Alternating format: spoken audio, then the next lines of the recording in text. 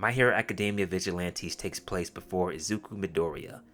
The main protagonists are Koichi, I can never say these names right, Himawari,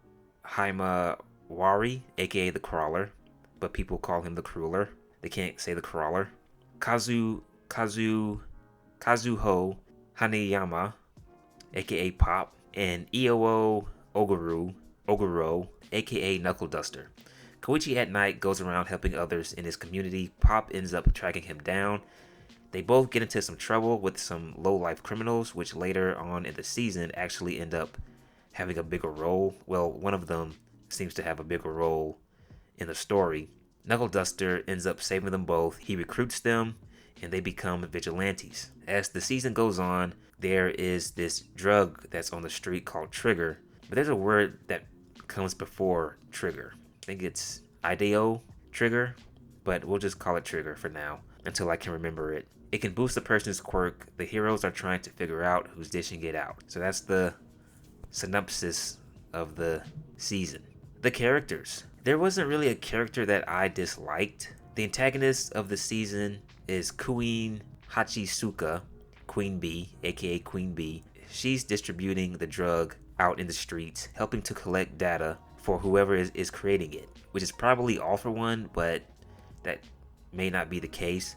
She is talking to him a couple of times in the season. Seeing how this takes place before Izuku Midoriya and the other characters come on the scene, that makes sense because it's like taking place during the hero's prime.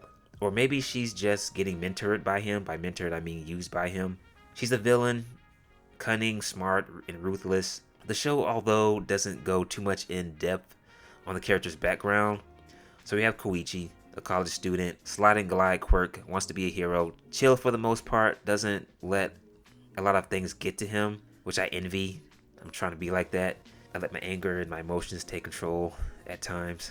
Can be a little naive. Pop, she's a street singer. She sings on street lights.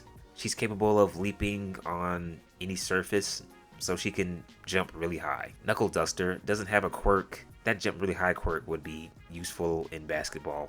If she went to the WNBA, then people would actually show up to the games, I bet. Anyway, back to Knuckle Duster. Knuckle Duster doesn't have a quirk. Could make a case that he's the brain and the brawn of the group. Older gentleman, has more wisdom and experience. Even though he doesn't have a quirk, he's still a superhuman. Nothing in anime is normal. He does take drugs to help him in his fights, like painkillers, and I would say he used to be a boxer based on how he fights. There's another character, going back to the low-life street thugs. He can emit spikes from his body. He ends up engaging in a battle between Queen and Stendhal, aka Stain. Before the fight starts, he gets triggered by the look that Queen gives him. It's a look that he has gotten his entire life. People are looking at him like he's some kind of freak. It angers him, and then he transforms into an oversized, spiky porcupine. I thought it looked lame. The show does get into the meat and potatoes of the characters' backgrounds, though, like the guy that I just talked about. The main protagonist and the main antagonist all know each other, sort of. Pop knows Koichi. She was a little girl and she was in trouble. She almost drowned, and Koichi was on his way to his hero's exam. He ended up being late because he chose to save her. That's why she tracked him down. That's why she's hanging around him. At some point, she's going to tell him the truth.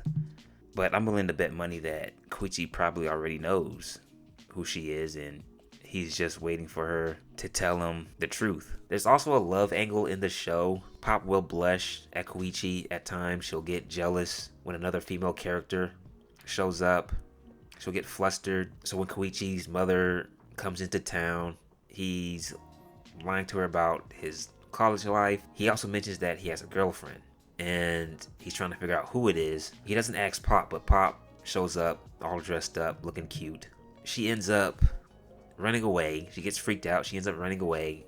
Makoto tells him that he should probably go after her and compliment her, seeing how she got all dolled up. So Pop thinks that he's about to compliment her, and she's twiddling her thumbs and getting all flustered, and she starts to blush. And then Koichi says she looks casual, and she ends up slapping him. But she likes Koichi.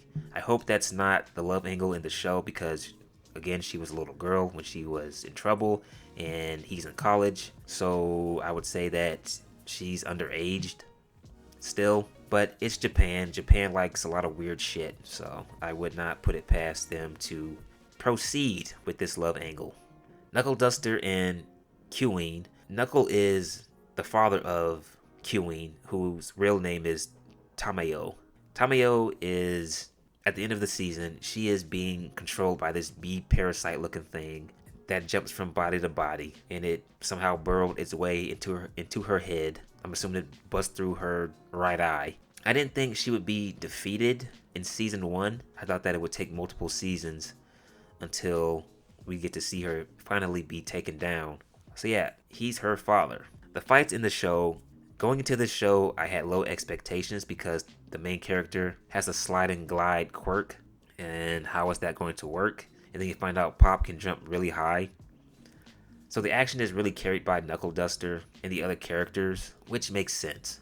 But overall, not only did I have low expectations for the fights in this show, I had low expectations for this show, period. Surprisingly, it shattered my expectations. This show, despite there being 7 seasons of My Hero Academia, and the final season is right around the corner, I think it comes out in October, Vigilantes is better than My Hero Academia. It felt refreshing to see another installment in this franchise, where the main character isn't so unconfident, crying all the time, constantly giving these motivational speeches, and trying to be friends with a psychopath who treated him like shit in the beginning, absolute shit. It's kind of like the relationship between a woman and a man, where the woman keeps going back to the man, even though the man is treating her like dog shit, slapping the hell out of her, but yet she keeps coming back to him because she thinks he's a good guy. Now, Koichi may not be a badass character, but he's confident in who he is, and he just goes with the flow. He's a chill character. Another thing about this show is that the dialogue, as I mentioned, how Deku gives out these corny ass speeches, the dialogue in the show feels more catered towards an adult audience. There's a few words that's mentioned in the show that people use nowadays. In My Hero Academia, you get, and anime in general is known for this, but in My Hero Academia, it's one of those animes where you're going to get the friendship speeches and I believe in you speeches. I want to be a hero, and I'm going to save people, and I dedicate my life to saving people. Don't give up on me. I won't give up on you. And the romantic speeches, all that cornball stuff. And then you got the sappy guitar, violin music playing in the background. It just makes you cringe. It makes you want to turn down the TV. You don't get that in this show. The characters talk like adults would. I never got that uncomfortable feeling. And it's much more darker than My Hero Academia is. There are some dark moments in My Hero Academia, but overall it's kind of like a lighthearted, it can be a lighthearted, kid-friendly show. But in Vigilantes, it's much more darker, and it takes place in the streets. And if you're going to name a show called Vigilantes, then you can't really have that light, soft aspect that My Hero Academia possesses. So for example, when Stendhal, aka Stain, shows up, you see his background and how he became Stain, and you see how his thought process shifts on how he views heroes. And then at the end of the episode, he's scarring his own face, and there's blood dripping down everywhere. I enjoyed that. I really did enjoy the dark aspect of the show and how everything stays in the streets. So My Hero Academia Vigilantes is a great show. I enjoy it more than My Hero Academia. Hopefully season 2 will be a lot better than the first.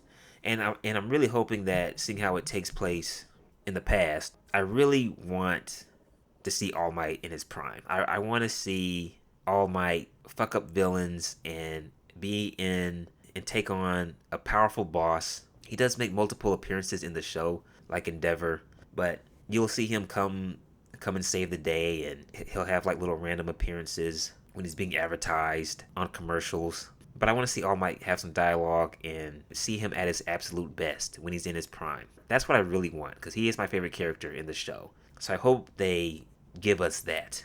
So those are my thoughts on Vigilantes. I enjoyed it. Please like and subscribe. That is it, and I am out.